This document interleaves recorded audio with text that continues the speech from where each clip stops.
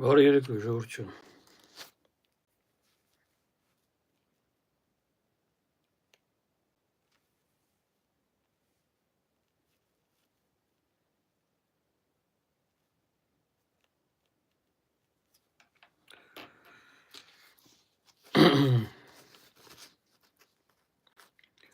Հուսով եմ լավ եք, թեև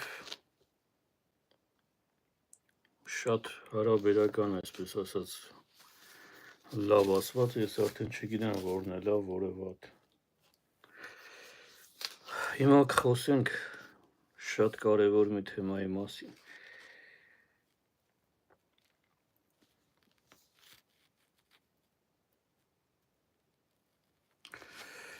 Հետաքրքիր է, որ ես անկեղծ ասած սպասում էի մեր ժողովրդի, այսպես ասած, հավաքական բնավորությունը հաշվի առնելով, ես սպասում էի, որ նորից պիտի բաժանվեն անհավասար մասերի։ Վերջին օրերում Բաքվում ընթացող այդ մեր այսպես ասած նախկին պատասխանատուների դատը, ես մարդկանց անուններ չեմ ուզում տալ, սիրելի ժողովուրդ, քաղաքական որևէ երանք հոգնել ենք արդեն այս ամեն ինչից, մնացածը թող մնա քաղաքական կոչված գործիչներին եւ վերլուծաբաներին, եթե ադեկվատները կան նրանց մեջ, իսկ նրանց մեջ կան ադեկվատներ, ես գոնե մի քանիսին ես ճանաչում եմ։ Ես չեմ ուզում խոսել անուններից եւ քաղաքական ինչ-որ, չգիտեմ, ուղղվածությունից, ինչու, կարևոր չի։ Կարևորը ես սպասում էի, որ այս լուրը Հայաստան հասնելուն պես հասարակությունը նորից պիտի բաժանվի 3 անհավասար մասերի, որոնք են այդ անհավասար մասերը։ Մեկը ասում է, մի մասը ասում է, լավ են անում, դատում են, հասնում է դրանց,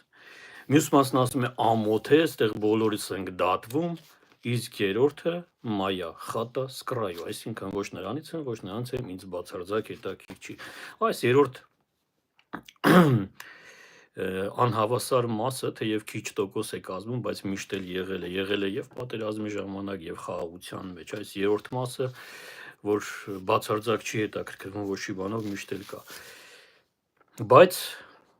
սահմանների մեջ մաքսիմում այսպես քաղաքակիրթ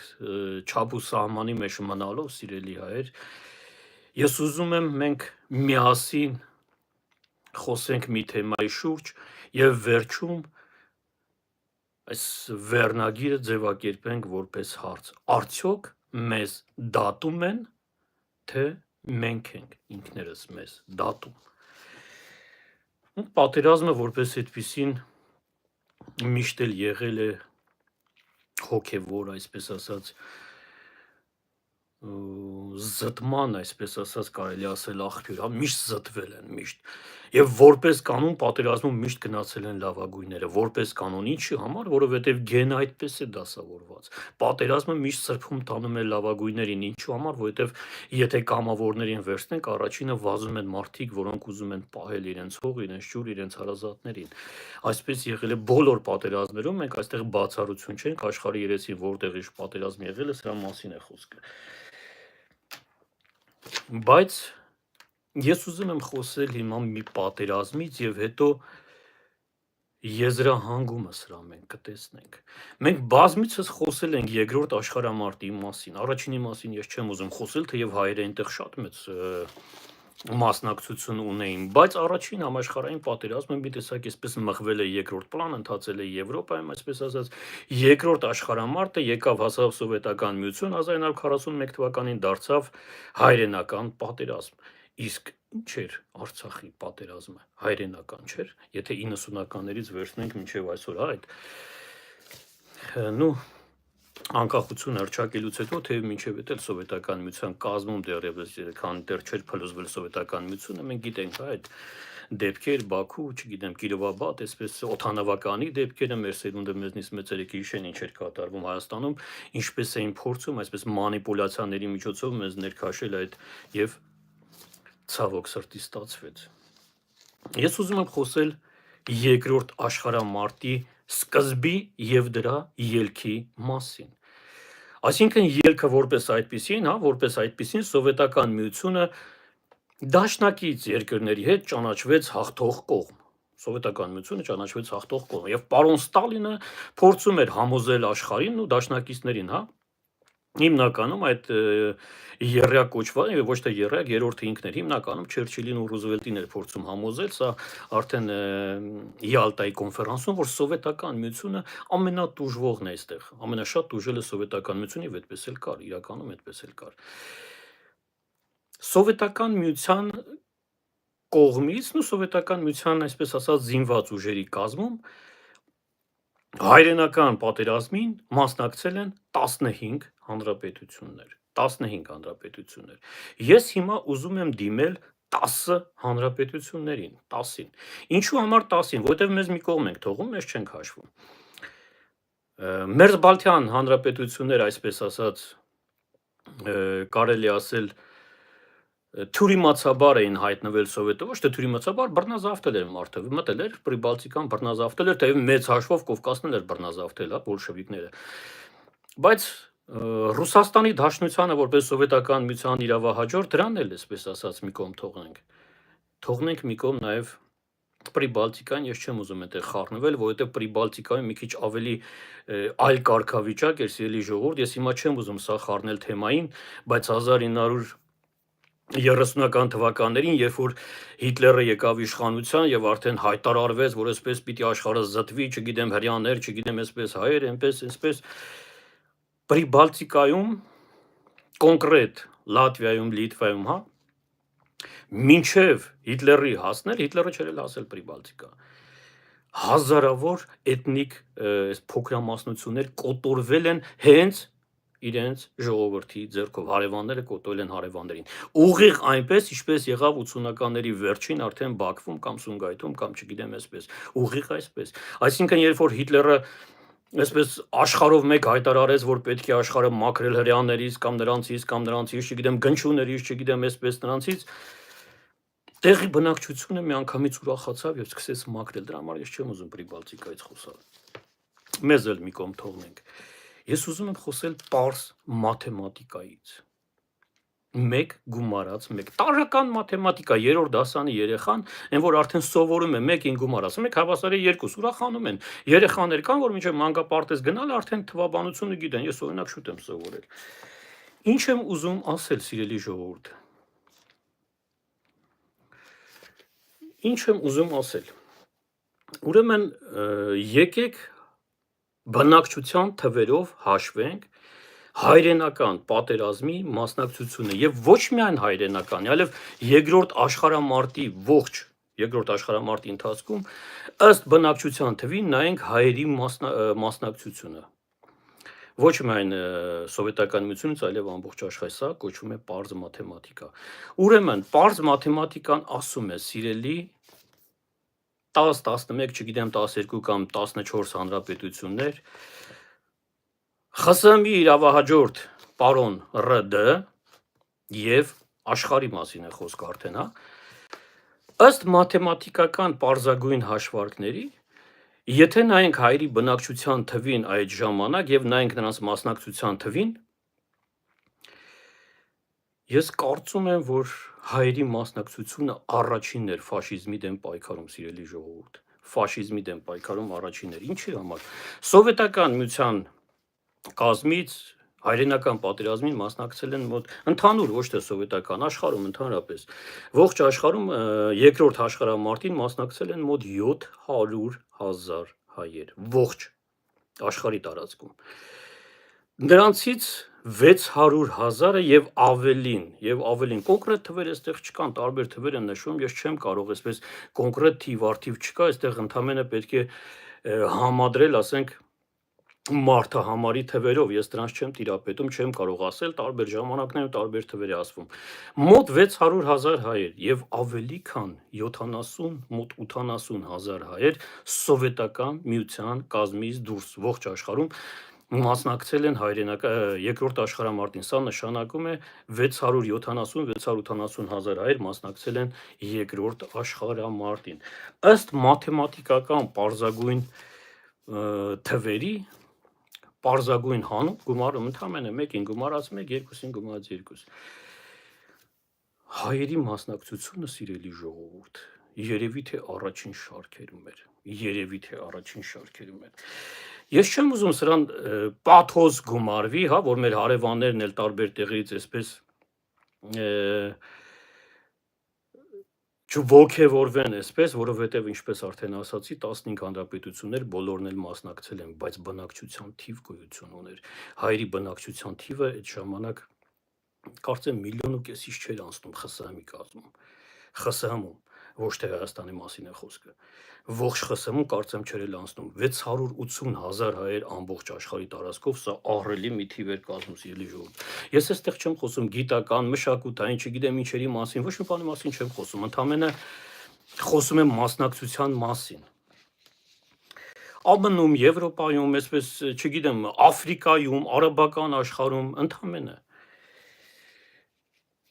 Եվ կրկնում եմ, եթե այս մաթեմատիկական պարզ հաշվարկների դեպքում հանկարծ թվերով ստանանք այդ մասնակցությունը, հայերը կլինեն առաջինը ֆաշիզմի դեմ պայքարում ըստ բնակչության թվի, ըստ բնակչության թվի։ Ես ուզում եմ խոսենք մեզ հայտնի թվերից, սիրելի ժողովուրդ, ընդամենը հայտնի թվերից, ինչ է մեզ հայտնի։ Հայրենական պատերազմին հայ ժողովուրդը տվել է 148 գեներալներ, 148 գեներալներ, 4 մարշալներ, սիրելի ժողովուրդ։ Խամփերյանցի մասին մենք խոսեցինք, հա, մի երկու հաղորդում առաջ։ Խամփերյանցը 41 թվականի ամենաբարդ շրջանում, երբ որ Հիտլերը մտավ Սովետական Միություն, երբ որ արևմտյան ռազմաճակատի կեսն այսպես ասած ոչնչացվեց, գնդապետ Սերգեյ Խուդյակովը ստանձնեց արևմտյան ռազմաճակատի հրամանատարություն եւ կարճ ժամանակում կարողացավ օդանել ավիացիան եւ վերջապես 1 տարի անց 42 թվականին հենց Սերգեյ Խուդյակովը ստեղծեց ԽՍՀՄ ռազմաօդային ուժերի կազմում առանձին միավոր կազմող օդային բանակները եւ ինքն էլ դարձավ առաջին օդային բանակի հրամանատարը։ ԽՍՀՄ կրկնակի հերոս մարշալ Բաղրամյան։ Բաղրամյանը 57 թվականին ստացավ մարշալի իր ուսադիրները։ Իմիջիալոց այս պատմությունն էլ այսպես միջանկյալ ասեմ եւ անցնենք առաջ 45 թվականին արդեն, ինչու 50, 45 թվականին պատերազմից հետո արդեն Ստալինը որոշեց մարշալ Բաղրամյանին, դեռևս մարշալ չէր, որոշեց Բաղրամյանին մարշալի կոչում տալ, ես հիմա կասեմ ինչի համար։ Փորձում էին մարշալին, մարշալ չէր դեռևս, փորձում էին Բաղրամյանին, այսպես ասած, անակնկալ մատուցել։ Ստալինը հավաքել էր բոլորին, Կրեմլում հավաքել էր, կանչել էին Իվանին, Իվանը պիտի գար եւ պիտի նրան մարշալի կոչում հանձնեին, հա, մարշալի ուսադիրներ պիտի տային։ Դահլիճում էր նաեւ, նեղ շրջապատով էին հավաքվել։ Հավաքվածների մեջ էր նաեւ Իսակովը, ադմիրալ Իսակովը։ Ստալինը այստեղ մինչև Բաղրամյանի գալը, Բաղրամյանը չգիտեր ինչի համար են իրեն կանչել, անակնկալ էին իբր ուզում անել։ Զրույցի ժամանակ Ստալինը Իսակովին ասում է. «Ну что, Վանո», այսպես հայերեն ասենք, ասում է, դե ինչ Վանո, վերջապես հայերն էլ մարշալ կունենան։ Պատերազմից հետո Խուդյակովը արդեն ձերբակալված էր։ Սա, եթե չեմ սխալվում, չէ, ներողություն, արդեն 50 թվականներ, սիրելի ժողովուրդ, արդեն 50 թվականներ, Ստալինի մահից առաջ, արդեն 50 թվականներ, ներողություն։ Ասում եմ, վերջապես դուք էլ մարշալ կունենաք եւ սպասում են Բաղրամյանի գալուն, որ մարշալի կոչում տան, Բերյանն այստեղ փսփսում է Կոբայականջին, ասում է, արի մի շտապի, Բաղրամյանի հետ մի քիչ այնքան էլ ամեն ինչ պարզ չի, մի քանի մութ տեղեր կան, այսպես։ Համոզում է, որ Ստալինը հրաժարվում է այդ մտքից, ասում է, լավ, մի քիչ էլ սպասենք, բայց երբ որ Վանոյին ասում է, վերջապես հայերն էլ մարշալ կունենան, 50 թվականն էր, որովհետև Խուդյակովն արդեն գնդակահարվել էր, այստեղ Վանոն պատասխանում է, ասում է, ընկեր Ստալին, հայերն արդեն ունեին մարշալ։ Իմիջիալոց համեմատում է վրացիների հետ, ասում է, տես վրացիներն արդեն մարշալ ունեն եւ ցույց է տալիս Բերիային, բայց Բերյանն ասում է Կրեմլի դահլիճների մարշալն է, Բերյան ինչ էր ան, Բերյան երբեք դուրս չէր եկել Կրեմլից։ Ոչ առաջնագիծ էր գնացել, ոչ կռի, ոչ պատերազմ, ասում է վրացիներն ունեն մարշալ, Վանո, դուք էլ հիմա մարշալ կունենաք։ Եվ Վանոն այստեղ չի դիմանում, պատասխանում է, ասում են կեր Ստալին, հայերն ունեին մարշալ, բայց դուք նրան գնդակահարեցիք։ Ինչի համար թիվը հիշեցի, որովհետև ասում է գնդակահարեցիք, իսկ գնդակահարել էին Խուզյակովին 50 թվականին։ Ասում են, որ Վանոն այդ ժամանակ քիչ մնաց զրկվեր ոչ միայն իր ուսադիրներից, այլ նաև գլխից, բայց Ստալինը հաշվի առնելով Իսակովի այսպես ասած ավանդը, պատերազմում ունեցած ավանդը, նրան ասում է ոչինչ, ես քեզ ներում եմ, դե ներել է որն է գնդակահարել էին։ Ամեն դեպքում ԽՍՀՄ կրկնակի հերոս Մարշալ Բաղրամյան եւ արդեն ասացի, հա, ինչի համար էր ուզում նրան մարշալի կոչում տար, որից Բերյան համոզեց Բագրատիոն օպերացիան 44 թվականին Բելոռուսիայի տարածքում այսպես իրականացված այդ Բագրատիոն գործողությունը, որի գլխավոր ստրատեգներից էր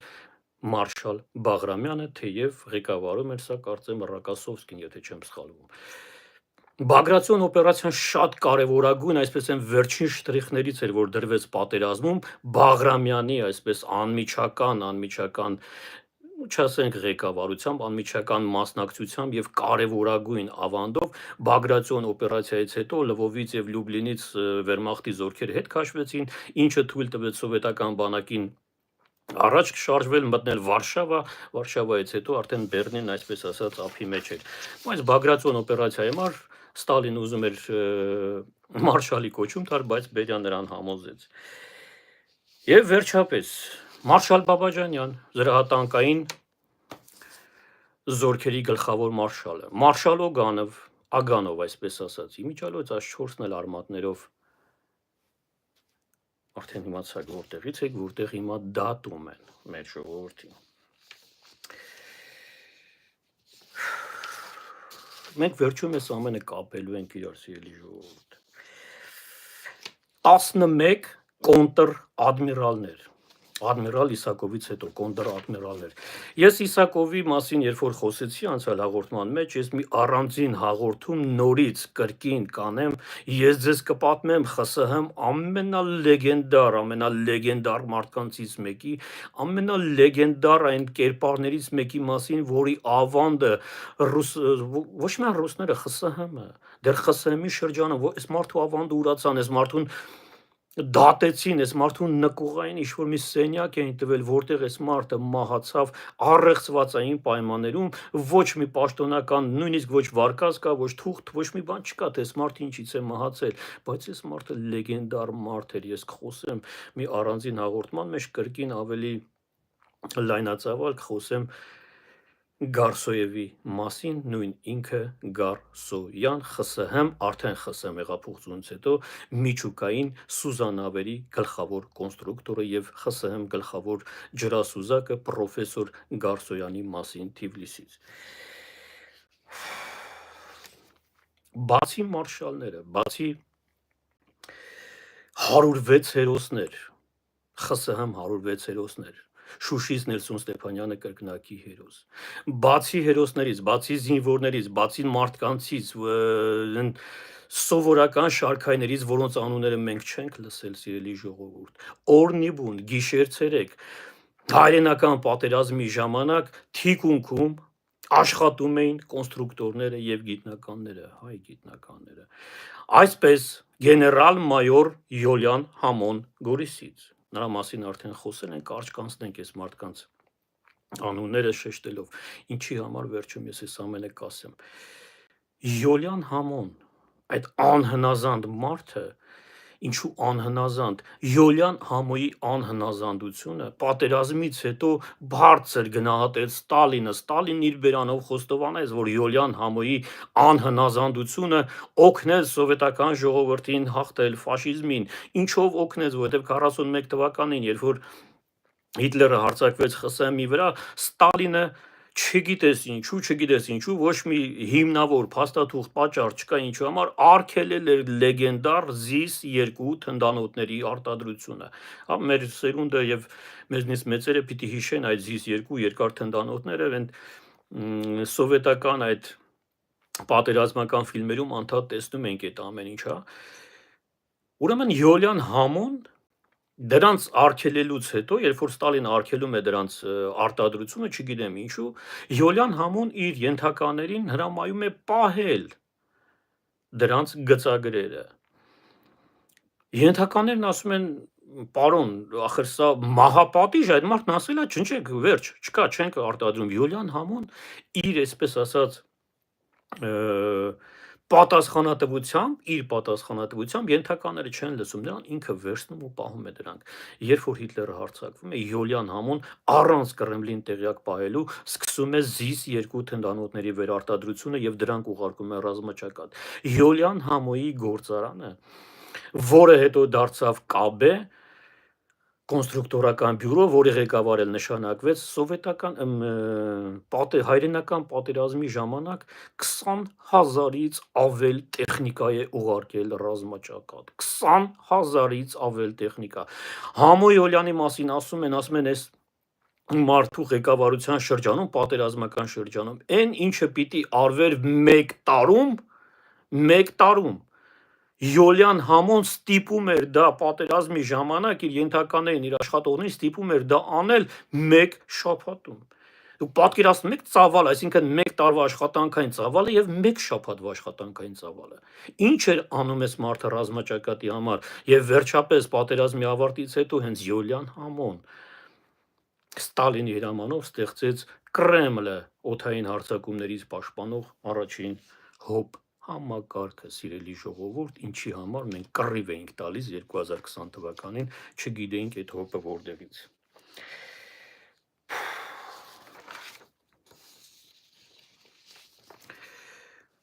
Համամիութենական հաղթանակը, ես չեմ ուզում ավելորդ պաթոս գումարել այս ամեն ինչին, սիրելի ժողովուրդ, այո, հայերը կռվել են, բայց հայերը հետ կռվել են բոլորը։ Արդեն ասեցի, սա համամիութենական հաղթանակ էր, ես խոսում եմ բնակչության թվի մասին։ Ես խոսում եմ նրա մասին, թե ինչ բնակչություն ուներ օրինակ Ղազախստանը, ինչ բնակչություն ուներ Հայաստանը։ Համամիութենական հաղթանակը բոլորի հետ միասին իհարկե կերտեցին 6 հայկական տանկային դիվիզիաներ, 76-րդ դիվիզիա, 89-րդ հայկական դիվիզիա, 261-րդ, 393-րդ, 408 եւ 409-րդ դիվիզիաները, այս ամենից իհարկե 89-րդ դիվիզիան էր ամենալեգենդարը, որը հասավ 1941 թվականին ստեղծվեց Երևանում եւ հասավ մինչեւ Բերլին, անցնելով ամենաարյունալի ճակատամարտները եւ վերանվավելով որպես Թամանյան դիվիզիա։ Ավելի քան 2000 հրամանատարներ հերոսացել են այդ Թամանյան դիվիզիայի կազմում գեներալ-մայոր Նվեր Սաֆարյանի գլխավոր հրամանատարությամբ։ Թամանյան դիվիզիան իսկապես լեգենդար դիվիզիա էր։ 43 թվականի սեպտեմբերին իմիջիայլոց հենց Թամանյան դիվիզիայի կազմում հերոսացավ Հունան Ավետիսյանը։ Հունան Ավետիսյանից հետո, սիրելի ժողովուրդ, դեռ ԽՍՀՄ պատմության մեջ էլ կար Հունան Ավետիսյանը, հա, մենք գիտենք Հունան Ավետիսյանը, այնտեղ դրած է, գիտենք, չգիտեմ, Ալեքսանդր Մատրոսով, այսպես կային խառը, այսպես։ Հունան Ավետիսյանից հետո անձնազոհաբար իր կյանքը դրեց խորհրդային միության հերոս ավագ սերժանտ Սուրեն Առաքելյանը։ Սուրեն Առաքելյանին Հայաստանում չեն ճանաչում, չգիտեն, այդպիսի անուն չեն լսել, կամ գուցե շատ քչերն են լսել։ Նա էլ Հունան Ավետիսյանի պես կրակը փակել էր սեփական մարմնով։ 45 թվականի ապրիլի 16-ին նույն սխրանքը կրկնեց Հրանտ Ավագյանը։ Լսել եք այսպիսի անուններ՝ Սուրեն Առաքելյան, Հրանտ Ավագյանը։ Երկուսն էլ սովետական միության հերոսներ։ Հրանտ Ավագյանը իհարկե նույնիսկ շատ ծանր վիրավորումից հետո ողջ մնաց եւ հետո ստացավ, ինչպես արդեն ասացի, սովետական միության հերոսի կոչում։ Սովետական միության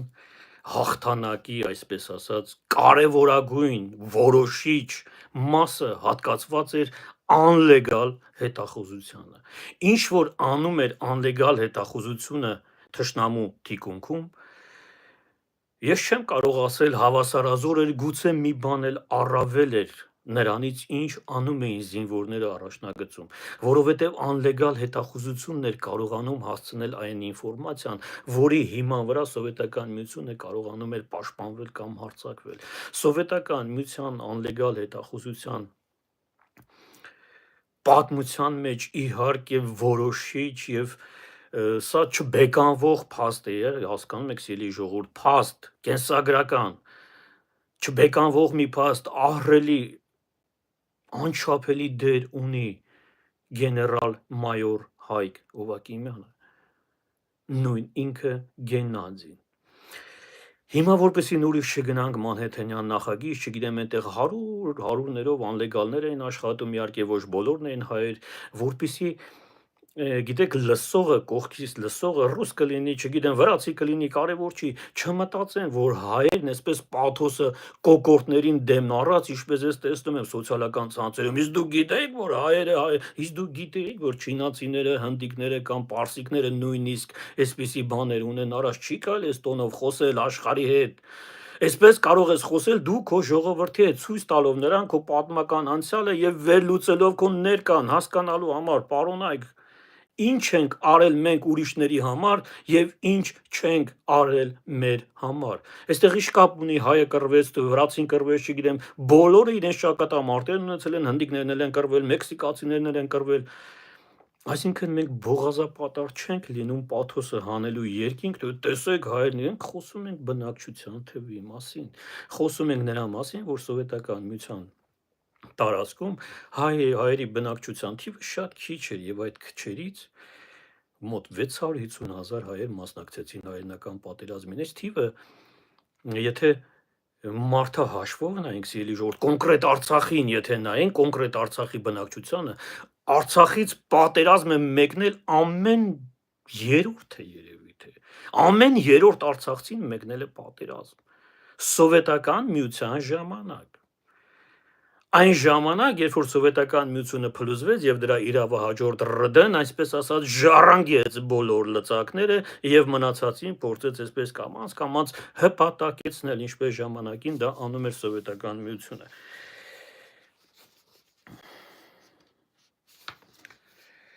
Հայկ Հովակիմյանի անչափելի ավանդը կայանում էր նրանում, սիրելի ժողովուրդ, որ 49 թվականին հենց նրա շնորհիվ, հենց նրա եւ նրա պես շատերի, այսպես էլի եմ ասում, հանկարծ պաթոսը չհասնի երկինք։ Հայկ Հովակիմյանի ջանքերով եւ նրա պես շատ հետախուզների անլեգալների ջանքերով, որոնք իհարկե ոչ բոլորն էին հայեր, ես այդտեղ խոսում եմ մերոնց մասին։ Կրեմլին հասան Մանհեթենյան նախագծի գծագրերը, նախագծերը, որոնք Կրեմլը ուղարկեց Արզամաս 16, Արզամաս 16-ում Կուրչատովը բացեց այդ փաստաթղթերը եւ դրեց ատոմային ռումբի կնքահայր անունը ստացած Կիրակոս Մետաքսյանի արչև առաջին 3 ատոմային ռումբերը սովետական միությունում փորձարկվել են Կիրակոս Մետաքսյանի ղեկավարությամբ եւ դրա համար էլ, երբ որ Բերյան շնորհավորեց Կուրչատովին, սա պատմական փաստ է, Բերյան վախենում էր, որտեղ Բերյան գլխավոր այսպես կոորդինատորն էր, եթե հանկարծ չստացվեր ատոմային միջուկային ծրագիրը, գլուխը թռնելու էր, Ստալինը նրան էր հանձնարարել եւ Աբակումովը, ինչպես խոսեցինք Խանփերյանցի հաղորդման մեջ, սպասում էր դրան, որ Բերյան հանկարծ Բերյային չհաջողվի, այսպես ասած, միջուկային ծրագիրը եւ Բերյայի վիզը պիտի թռնի, ինքն էլ պիտի նստի Բերյայի տեղը, բայց միջուկային ծրագիրը, ատոմային ծրագիրը ստացվեց, առաջին փորձարկումը անցավ շատ բարեհաջող։ Եվ երբ որ Բերյան ուրախությունից այսպես շնորհավորեց Կուրչատովին, սա փաստերով է, սա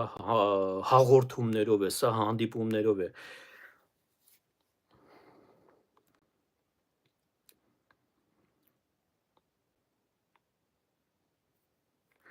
Չհասկացա ինչ եք ասում, բայց կարևոր չէ։ Սիրելի ժողովուրդ, ես մեկնաբանությունն հիմա չեմ կողմնել, որպեսզի հաղորդումը կիսատ չմնա։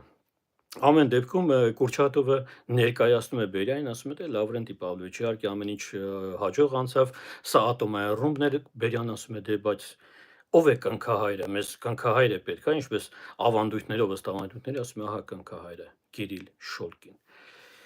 Կիրիլ Շոլկինը մենք գիտենք, նույն ինքը Կիրակոս Մետաքսյանը։ Ես չեմ խոսում հայերի մասին, որ աշխատում էին միջուկային ծրագրում, Ալիխանյաններ, Սամվել Քոչարյան, Ծավետիկ Բորնազյան, Իվան Կնունյան, ես նրանց մասին չեմ խոսում։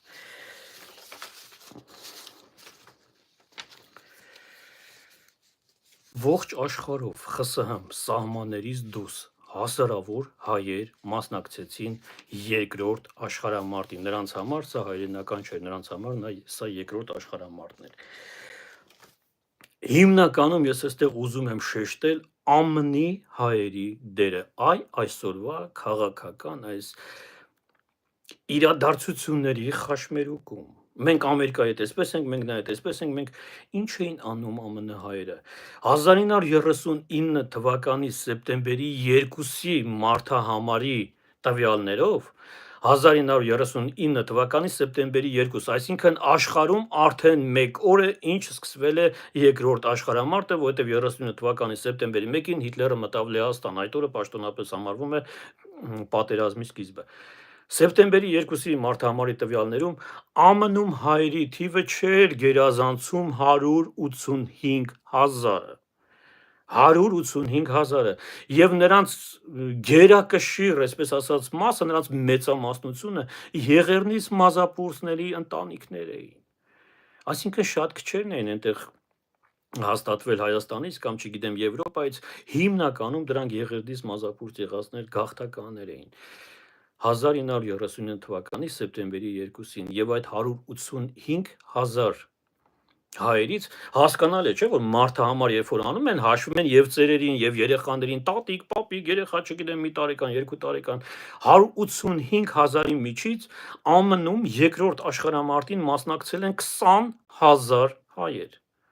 20,000 հայեր, սա ֆենոմենալ թիվ է կազմում։ 185,000-ի մեջ, եթե մենք հաշվի առնենք ծերերին, երեխաներին, չգիտեմ, հաշմանդամներին, չգիտեմ,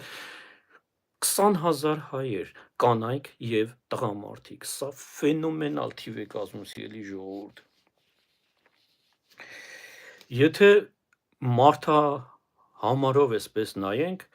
ԱՄՆ-ից ռազմաճակատ էր մեկնում ամեն 8-րդ կամ 9-րդ հայը, սա ֆենոմենալ թիվ էր, սիրելի հայեր, ֆենոմենալ թիվ էր։ Ինչպես Արցախի բնակչությանը նայելով կամ Հայաստանի բնակչությանը նայելով, ռազմադաշտ էր մեկնում ամեն 3-րդ հայը կամ 2-րդ հայը Արցախից, ընդհանրապես Արցախից երևի թե ամեն 2-րդը, որտեղ Արցախի բնակչությանը եկեք նայենք այդ թվերին եւ տեսնենք Արցախի տվածահայրենական պատերազմին։ Իտալիայի համար կռվեցին, Ֆրանսիայի համար կռվեցին, Բուլղարիայի համար կռվեցին, Ռումինիայի համար կռվեցին։ ԱՄՆ կառավարությունը իհարկե ըստ արժանվույն գնահատեց նրանցից շատերին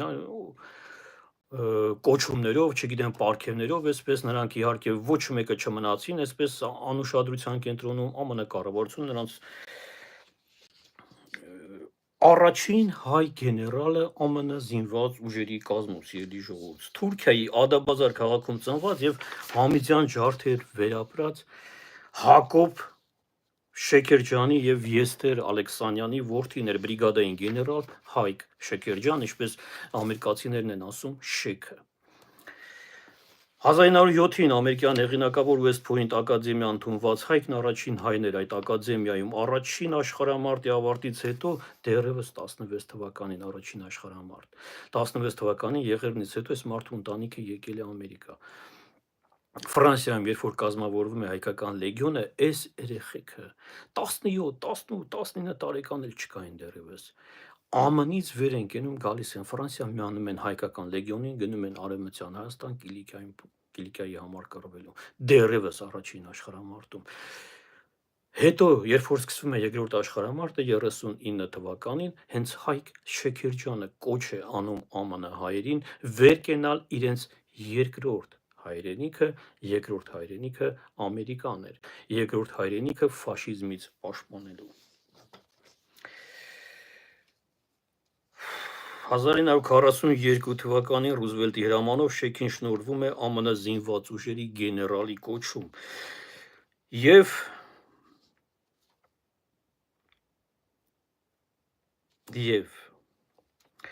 պատերազմում իրենց սխրանքով առանձնացան հազարավոր հայազգի սպաներ։ Գնդապետ Կերկ Բուչախ, մայոր Սարգիս Զարդարյան, գիտեք, անուններ կան, որոնք ես առաջին անգամ եմ լսում։ Ոչ մի կերպ այս մարդկանց կենսագրականները չեմ կարողանում գտնել։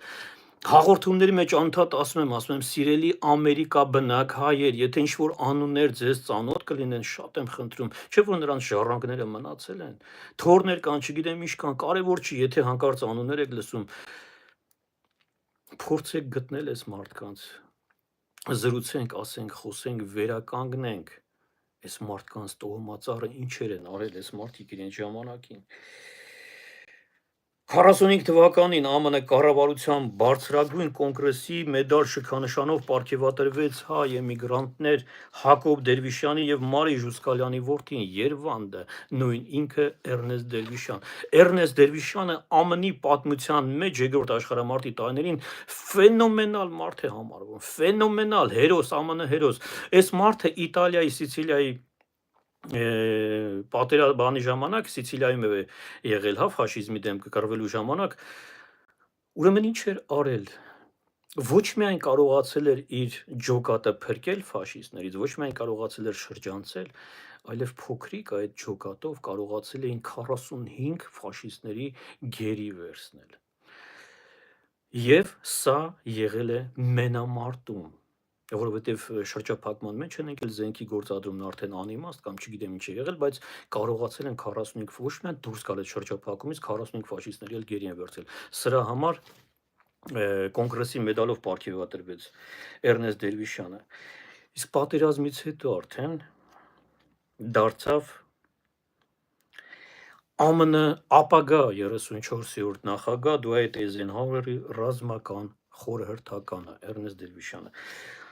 ԱՄՆ ռազմական օդուժի պատվավոր ավիացիոն խաչի պարգևին արժանացել են 44 հայեր, սիրելի ժողովուրդ, 44 հայեր, նրանցից երկուսը հետմահու։ 11 հայեր արժանացել են անձնական սխրանքի համար պատվավոր մեդալի, նրանցից մեկը հետմահու։ ԱՄՆ փառքի շքանշանի մեդալակիրներն են, նրանցից շատերը հետմահու։ Հենրի Կալպակյան, Վիկտոր Մաղաքյան, Հարի Կիզիրյան, ես այս մարդկանց անունները երբեք չեմ լսել։ Արցաթե աստղ պատվավոր մեդալով պարգևատրվել են 52 հայորդիներ։ Պատերազմի առաջին հերոսներից մեկը դարձավ Վանից Վարդան Աղաբաբյանը։ Վարդան Աղաբաբյան առաջին անգամ եմ ես լսել այս մարդու անունը մի 2 տարի առաջ։ Ոնց փնտրեցի, ինչ կենսագրական, ինչ անուններ, ինչ կապեր, ինչպես փորձեցի դուրս գալ այս մարդու, ինչ որ Աղաբաբյաններ ԱՄՆ-ում պետք է լինեն, ինչ որ ժառանգներ պետք է լինեն, չկարողացա այս մարդը առաջին հերոսներից է եղել։ Ես վերջում կասեմ, ինչու համար է այդ դատը այսօրվա, այսօր այնտեղ կայացող դատը ինքնադատաստան։ Մասնակցելով երկու աշխարհամարտերին 14 թվականից էր դեռ մասնակցում Վարդան Աղաբաբյանը, 7 անգամ վիրավորվել է, որից 3-ը խիստ ծանր եւ նորից վերադարձել է մարտադաշտ։ 41 թվականի դեկտեմբերի 7-ին ճապոնացիները բլիցկրիգի էֆեկտով օդային հարձակման ենթարկեցին Խաղաղ օվկիանոսում գտնվող ԱՄՆ նավատորմի 86 նավեր Պերլ Հարբորում։ Այդ օրը, այսինքն անմահացավ ԱՄՆ հերոս առաջին հայ զոհն էր երկրորդ աշխարհամարտում կապրալ Ջեյմս Թոփալյան։ ԱՄՆ-ում կապրալ Ջեյմս Թոփալյան, ԱՄՆ հերոս։ Նավատորմի վրա հարձակումից հետո Պերլ Հարբորին նույնպես չգտա, ոչ մի բան չգտա։ Իսկ եթե խոսենք կանանց մասին, մոտ 2000 հայեր ԱՄՆ-ում, այդ 20,000-ից 2000 հայուհիներ մասնակցել են երկրորդ աշխարհամարտին, նրանցից 40-ը ԱՄՆ նավատորմում։ Ես հիմա կասեմ ում շնորհիվ է նավատորմում։ Միս Սյու Սարաֆյան, ես նրա մասին խոսել եմ իմ առաջին գրքում կամ երկրորդում չեմ հիշում, անկեղծ ասած։ Միս Սյու Սարաֆյանն էլ դարձավ ԱՄՆ ապագա նախագահ Դուայթ Էյզենհաուերի ռազմական քարտուղարը։ ԱՄՆ նավատորմում առաջին եւ միակ կին սպա Աննա Վարդանյանը, հենց Աննա Վարդանյանի շնորհիվ, հենց Աննա Վարդանյանի օրինակին հետևելով 40 հայուհիներ մտան ԱՄՆ ռազմածովային ուժեր։ Առաջին եւ միակ կին սպան Աննա Վարդանյան։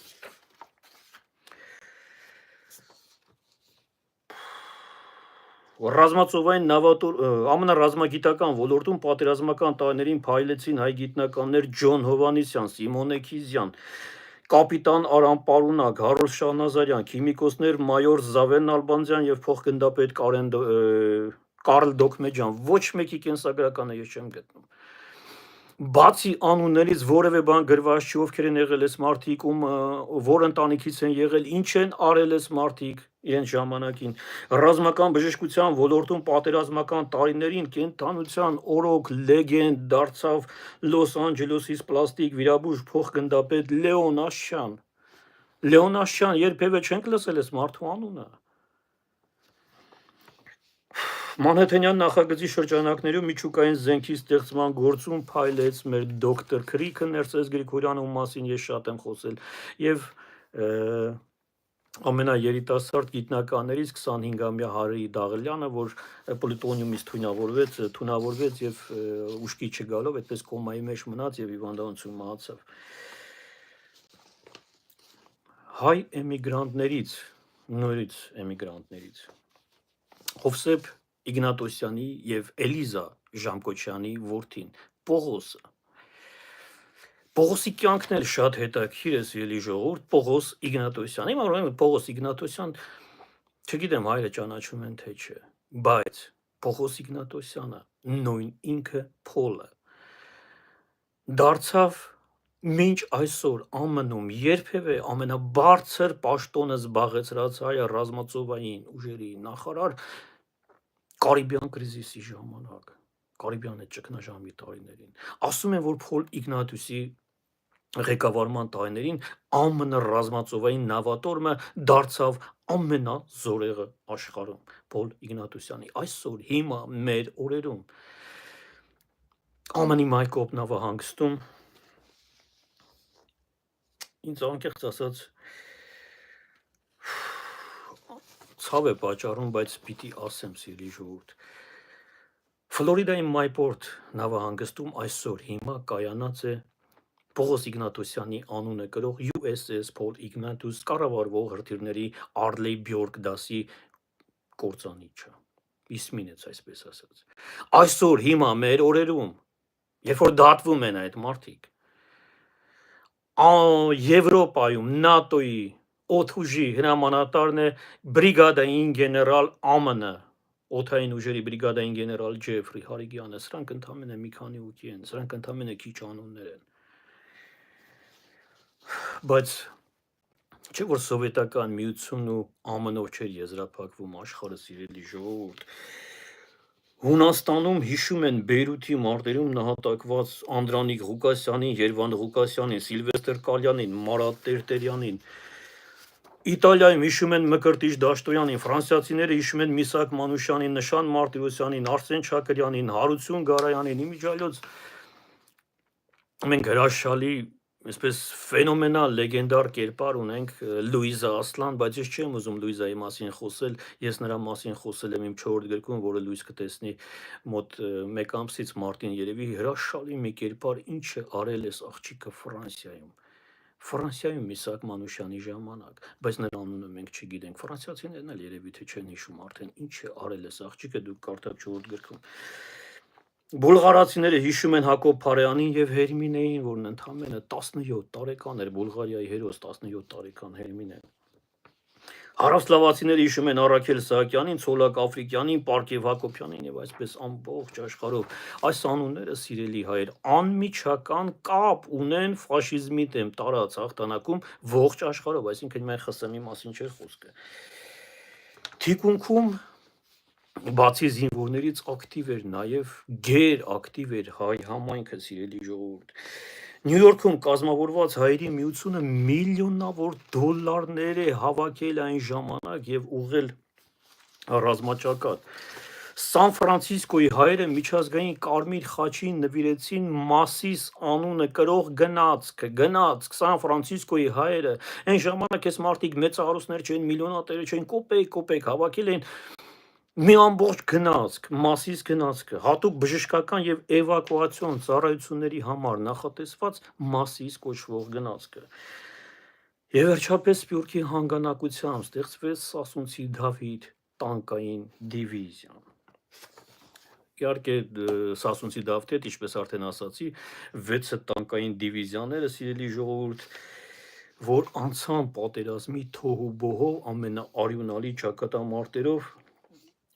409-րդ տանկային դիվիզիան ստեղծվել էր Գյումրիում, Գյումրիում փոխգնդապետ Արտաշես Վասիլյան, հրամանատար։ Այս տանկային դիվիզիան, սիրելի ժողովուրդ, ազատագրել է Չեչենա-Ինգուշական ավտոնոմ հանրապետությունը չեչեններին եւ ինգուշներին։ Մասնակցել է Ուկրաինայի ազատագրմանը 409-րդ հայկական տանկային դիվիզիան Գյումրիից, ազատագրել է 269 ուկրաինական գյուղեր։ Միայն այս տանկային դիվիզիան, որից հետո շարժվել են առաջ արդեն Մոլդավիա, Ռումինիա, Հունգարիա, Ավստրիա, այսպես շարունակ գնացել են Չեխոսլովակիա։ Ես Կրասնոդարի մարզում Սերգիևսկայա կոչվող համայն կա, չգիտեմ, գյուղ էսպես երևի փոքրիկ, Կրասնոդարի բնակիչները կարող են ասել, եթե մինչև հիմա կա, այնտեղ հիմնականում կազակներ են ապրում, ժամանակին ռուս-թուրքական պատերազմի ժամանակ այս կազակները զոհվել էին Կովկասում եւ հայ ժողովուրդը նրանց ուղակի հուղարկավորել էր մեր հողում, հայոց հողում։ Երկրորդ արդեն հայրենական, ոչ թե երկրորդ հայրենական պատերազմի ժամանակ Գյումրվա այս դիվիզիան ազատագրեց Կրասնոդարի այս մարզը, այս գյուղը եւ դիվիզիայի կազմում զոհված այսպես զինվորներին որպես հարգանքի տուր, որպես երախտագիտության զգացում Կրասնոդարի բնակիչները, կազակները հուղարկավորեցին այդ համայնքում, ես չգիտեմ Սերգիևսկայան ինչ է, գյուղ է կամ մարզ է, ես չգիտեմ։ Այդ մարզը, Կրասնոդարի մարզը, այդ գյուղը, չգիտեմ, ազատագրեց 409-րդ հայկական դիվիզիան Գյումրիից։ Հիմա այս բոլորը ուզում եմ գումարել իրար, սիրելի ժողովուրդ։ Ինձ համար մի հայտնություն եղավ սրանից 2 տարի առաջ, երբ որ ես պատահական կարդացի մի հայորդու մասին, Իտալիայի ազգային հերոս Քյավառից։ Այս մարդն ինձ համար հայտնություն էր։ Քյավառից, մեր կենցաղային լեզվով ասած Քյավառից, մեր Քյավառից, Գավառից, Կամոյից, չգիտեմ ինչպես կուզեք, այն ժամանակ նոր Բայազեդ էր կոչվում։ Արդեն պատերազմի ավարտից հետո Իտալիայից ինչ-որ պատվիրակություն է գալիս Ռուսաստան, այդ պատվիրակությունն այն ժամանակ ինչ-որ թուղթ է բերում, ինչ-որ մեդալներ են բերում, հանձնում ԽՍՀՄ կառավարությանն այն ժամանակ ասում են, գիտեք, այսպիսի մարդ է եղել, իսկ Քյավառում այդ մարդու բարեկամները մտածում են, որ իրենց հարազատը զոհվել է։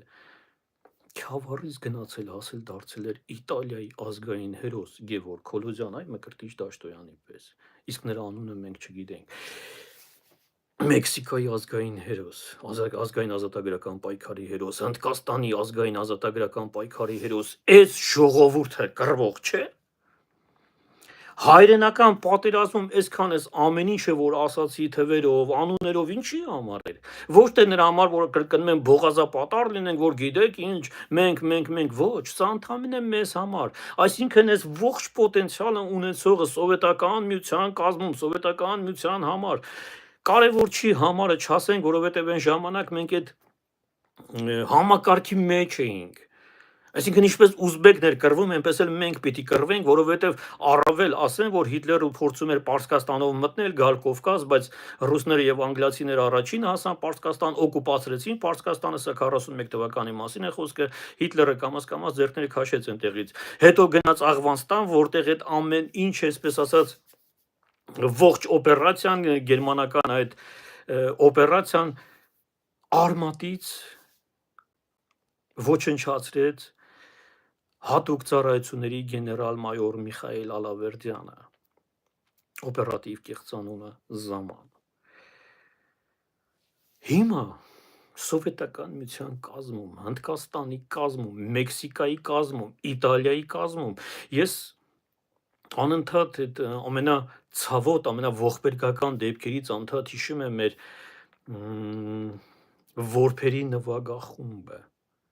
որբերի նվագախումբը, որը հասել էր Եթովպիա։ Ես հիշում եմ այդ որբերի նվագախմբի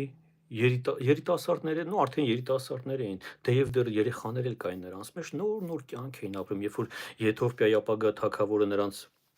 Երուսաղեմում տեսնում է, տանում է հետը Եթովպիա, այնտեղ որդեգրում է, նույնիսկ աշխատանք է տալիս, տուն է տալիս, այս երեխեքը նոր սկսում են ապրել, ստեղծվում է Եթովպիա, այսպես ասած, արքունական նվագախումբը, հա, Գևորգ Նալբանդյանի ղեկավարությամբ մեր Գևորգ Նալբանդյանը գրել է Եթովպիայի հիմնը եւ Եթովպիայի զինված ուժերի մայոր էր Գևորգ Նալբանդյանը։ Այս երեխեքը երբ որ նոր սկսում են կամաց ապրել, ինչ որ կյանք պիտի տեսնեն, պիտի ուրախանան, Եղեռնից մազափուրձ են եղել որբեր են հասել են Երուսաղեմ, ոչ մի բան չունեն, հայոց եկեղեցին այդ երեխեքին հետևում մի կտոր հաց է տալիս, այդ երեխեքը սկսել են նվագել, հետո Եթովպիայի թագավորը գալիս է, թագավորը չէ, ապագա թագավորը այն ժամանակ արքայազներ, հա, Այլե Սելասին տեսնում է երեխաներին, տանում է Եթովպիա, որդեգրում է, այսպես մեկ էլ հանկարծ ֆաշիզմ, Բենիտո Մուսոլինին որոշեց մտնել Եթովպիա։ Զարմանալի է, որ այս երեխեքը ընդամենը երաժիշտներ էին, այս երեխեքը որբեր են, այս երեխեքի աչքերի առաջ իրենց ծնողներին էին սպանել։ Այս երեխեքը դրեցին իրենց գործիքները ու գնացին Մուսոլինի դեմ, ֆաշիզմի դեմ պայքարի եւ զոհեր տվեցին։ Նրանցից շատերը գերի ընկան, Մուսոլինին չգիտեմ ինչ օր է գցեց այդ մարդկանց։ Գևորգ Նալբանդյան արտաքսվեց։ Ինձ ամենաշատ ողջ այս ժամանակա ընթացքում, երբ որ գրվել են այս գրքերը, ինձ ամենաշատ ցավեցրել է անգլիացիների, այսպես ասած, ակնարկը հայերին, անգլիացիների։ Սա 1700-ական թվականներին, երբ որ անգլիացիները փորձում էին մտնել Բենգալիա, չէր ստացվում։ Բենգալիայի զինված ուժեր էլ չկարին, զինված ուժեր, գաղութ էր Հնդկաստանի զինված ուժեր։ Պարզապես այսպես Արկոտինավաբի կար, հա, Հնդկաստանի Բենգալիայի նահանգապետն էր։ Անգլիացիներին փորձում է այսպես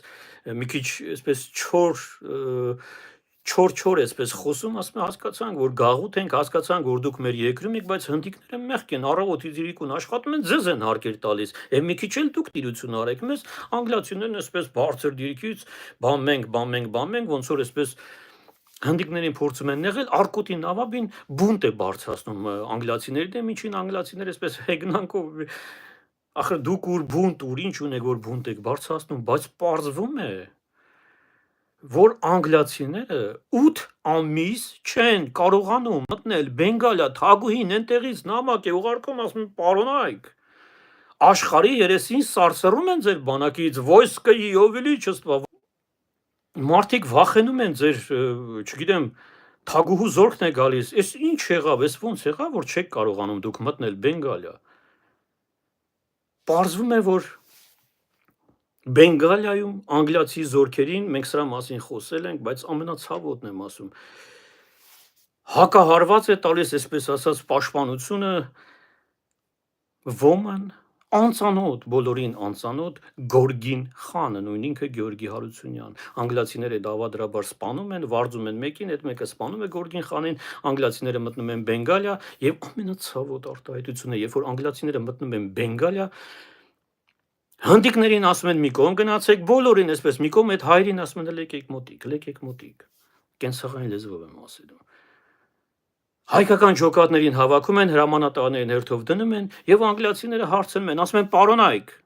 պարզ հարց ունենք ձեզ տալու։ Օսմանյան կայսրություն, Պարսկաստան, Աֆրիկա, Արաբական աշխարհ, Եվրոպա,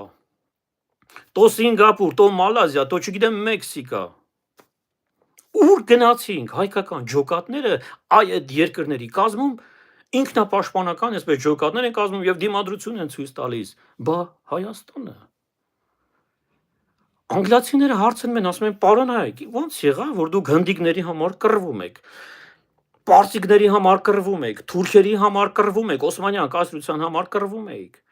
Ինչ էր կատարվում 1915 թվականի հունվարին առաջը եղերն էր։ Ինչ էր կատարվում, երբ որ Չերչիլն իր նավատորմով փորձում էր մտնել Չանաքալե, Դարդանել կոչված օպերացիան։ Ինչ էր անում մայոր Սարգիս Թորոսյանը Օսմանյան կայսրության բանակի կազմում դիմադրություն ցույց տալով Չերչիլի զորքերին։ Եվ վերջապես Չերչիլը չկարողացավ մտնել Դարդանել։ Իսկ մայոր Սարգիս Թորոսյանը իր ընտանիքի արդեն կոտորվելուց հետո, արդեն եղեռնից հետո փախավ ԱՄՆ, ԱՄՆ-ում գիրք գրեց եւ այդ գրքի վերջին տողերում ասում էսպես ինքնախոստովանական, ինքնադատաստան է անում, ասում է Երանի թե Չերչիլը ճեղքեր Օսմանյան կայսրության զորքերի պաշտպանությունը այդ ժամանակ հայերը կփրկվեին։ Այսինքն այս մարդը գնացել էր Օսմանյան կայսրության կազմում, կռվում էր Չերչիլի դեմ։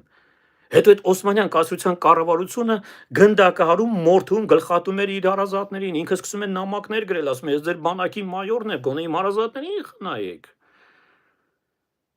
Քրոշն ուզում են ինչ-որ կնության տալ ինչ-որ մեկին քուրը բեյերից թե փաշաներից մեկին քուրը իհարկե այսպես հրաժարվում է, սպանում են քրոջը, ընտանիքին արտաքսում են։ Սա կոչվում է ինքնադատաստան, պարոնայք։ Այսինքն մեզ դատում է ոչ թե սա, ոչ թե նա, մեզ բումերանգի էֆեկտով դատում է հայի հետին խելքը։ Մենք ենք դատում։ Անհիշելի ժամանակներից Աքեմենյան, Պարսկաստան, Օսմանյան կայսրություն, Աքեմենյան, Պարսկաստան հələ հազարամյակների պատմություն կա։ Օսմանյան կայսրություն, չգիտեմ, այստեղ տո Համիդյան չարթերից հետո, տո Եղեռնից հետո, Բենգալիա, Սինգապուր, Մալազիա, Բիրմա, Մեքսիկա։ Մարդը Խարբերդից հասել էր Մեքսիկա, ջոկատը վերցել էր Խարբերդից, Արևմտյան Հայաստանի Խարբերդից հասել էր Մեքսիկա, այն բանից հետո, երբ որ ֆրանսիական կառավարությունը, այսպես ասած, համաձայնության գալով Քեմալի հետ հայկական լեգիոնը լուծարեց, այս մեր տղան Խարբերդից, որ արդեն մասնակցել էր այդ հայկական լեգիոնի կազմում Արևմտյան Հայաստանում այդ մարտերին, վերադարձավ Մեքսիկա, ջոկատ կազմեց եւ սկսեց կռվել Պանչո Վիլայի զորքերի դեմ եւ դարձավ Մեքսիկայի ազգային ազատագրական պայքարի հերոս Ժակոմո Արոցյան։ Ջակոմո Արոցյանը Մեքսիկայում, Գորգին խանը Հնդկաստանում, Սարգիս մայորը Օսմանյան կայսրությունում, Գևորգը Քյավառից Գոլոզյան Իտալիայում, Մկրտիչ Դաշտոն այնտեղ, չգիտեմ, ენი Ֆրանսիայում, էսի Միսակ Մանուշյան եկավ, հասավ իրական հայրենական պատերազմը 91 թվականին, իրական, ոչ թե սովետի կռիվը, ոչ թե չգիտեմ ինչ, հայրենական, այսինքն քո հայրենիքում։ Սովետը սիստեմ էր, սովետը համակարգ էր, որ այսպես չանչերով վերցել էր դրել էր, սովետը մտել էր, Կովկաս, սովետը բոլշևիկները ջարդուխուր դարեցին առաջին հանրապետությունը եւ սովետականացրեցին Հայաստանը։ Սովետը նույն ձև վարվեց Պրիբալտիկայի հետ, նույն կերպ Վրաստանի հետ, նույն կերպ Ադրբեջանի հետ։ Բայց երբ որ եկավ հասավ մեր հայրենական պատերազմը, երբ որ մենք պիտի արդեն գնայինք այս ամեն ինչին, այսքան անունների հետ, Արցախյան պատերազմներին ողջ 30-34 տարվա կդրվածքով մասնակցել է կամավորների բնակչության թվով 3-ից 4%։ 3-ից 4%։ Այս դրա համար եմ ասում, որ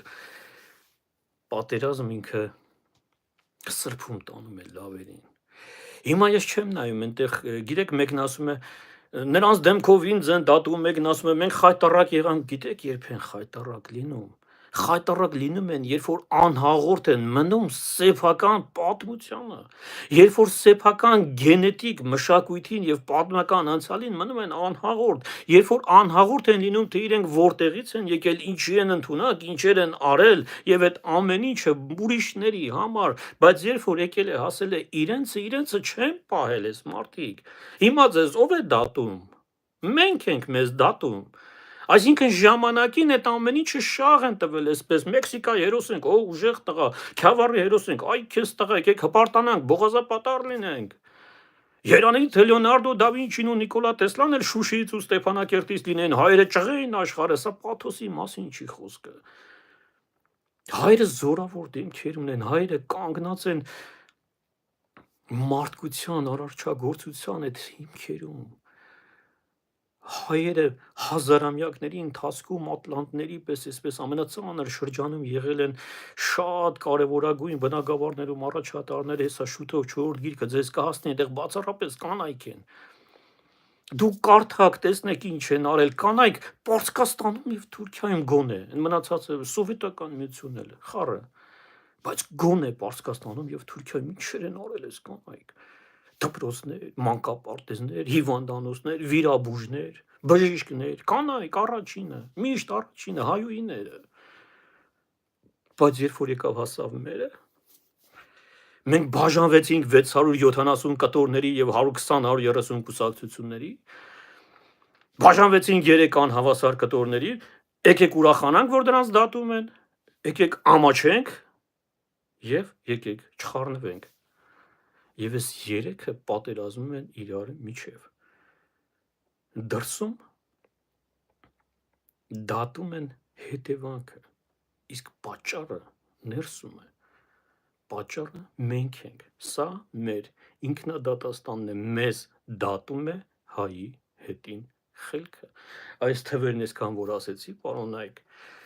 ֆաշիզմի դեմ պայքարում, այնտեղ պայքարում Իտալիայում կամ այնտեղ 1600 թիվ, 1700 թիվ անգլացիներից առաջ պորտուգալացիներ էին գնացել, հնդկաստանելի հայերը կռիվ էին անում պորտուգալացիների դեմ, հետո ֆրանսիացիները գնացին, էլի հայերը կռիվ էին անում։ Եվ դրա համար անգլացիները կանգնեցին ու ասեցին, պարոն Նայք, աշխարհի երեսին որ քարտեզի վրա որտեղ մատները դնեք, ուր մենք գնացինք, դուք ելաք դեմներս, բայց երբ որ Հայաստանի հետ ինչ որ հարցեր պիտի քննարկվեն, այդ հարցերը պիտի քննարկվեն ցարական Ռուսաստանի հետ, հետո պիտի քննարկվեն ԽՍՀՄ-ի հետ, հետո պիտի քննարկվեն ՌԴ-ի հետ, հետո Ամերիկայի հետ, հետո Ֆրանսիայի հետ, հետո Անգլիայի հետ, հետո Ճապոնիայի հետ։ Հասկանում եք։ Մենք սա ինքնադատաստան է։ Այո, բոլորիս դեմքով։ Այսքանից հետո ընդամենը առաջ գնալու համար մեկ ու մեջ պետք է հետ նայել։ Մարդիկ ասում են, ինչ ես հետ նայում։ Առաջ նայ, ախր դու որ հետևիդ անցած ճանապարհը չգիտես ուր ես գնում։ Ուր ես գնում, դու քո անցած ճանապարհը չգիտես, դու օթից չես ընկել, այստեղ ես դարդ ես, փորձանքը օթից չի եկել, էսի եկել հազարամյակների ընթացքում։ Սա եկել այսպես հավաքվել է եւ ինչ որ հիմա կա, ինչ որ հիմա կատարվում է, դա հետևանքն է։ Հետևանքները միշտ դրսում են, միշտ։ Պատճառը միշտ ներսում է, սիրելի ժողովուրդ։ Եվ սա կոչվում է ինքնադատաստան։ Չգիտեմ կարողացա ճիշտ փոխանցել մտքերս թե չէ։ Ամեն դեպքում շնորհակալ եմ, որ միացաք։ Շուտով կհանդիպենք արդեն Հայաստանում, հուսով եմ կգնահատեք մեր, այսպես ասած, չարչարանքը շատ դժվար էր այս 4-րդ գիրքը հավաքելը, սիրելի ժողովուրդ, շատ դժվար է, որովհետև հայուհիների մասին շատ պատասխանատու եւ այսպես ամեն մեկի կենսագրական այսպես վերապրելով մտածում ես, ասում ես, քեզ բանից ինչեր են արել այս կանայք եւ դրանից հետո Հայաստանում նրանց անունները բացարձակապես չի հնչում, չեն էլ ճանաչում, չգիտեմ 2, 3, 10, 20-ը գիտեն թե չէ։ Սա կոչվում է ինքնադատաստան։ Լավ մնացեք, անփորձանք մնացեք, սիրելի ժողովուրդ, 3 գրքերը որ տեսնում եք իմ գլխավերևում, ես շուտով մեկնում եմ, եթե դուք դրանք ուզենաք ձեռք բերել Եվրոպայից, դուք ունեք ընդամենը 1 շաբաթ կամ 10 օր ժամանակ, դրանից հետո ես անհասանելի կլինեմ։ Մեկնաբանություններում կան դրանց ձեռք բերելու եղանակները 033 652 41 2801 ընդամենը պետք է զանգել իմ WhatsApp-ին, մնացածը կպայմանավորվենք, անփորձանք մնացեք, ավելանանք եւ չպակասենք, ստեսություն։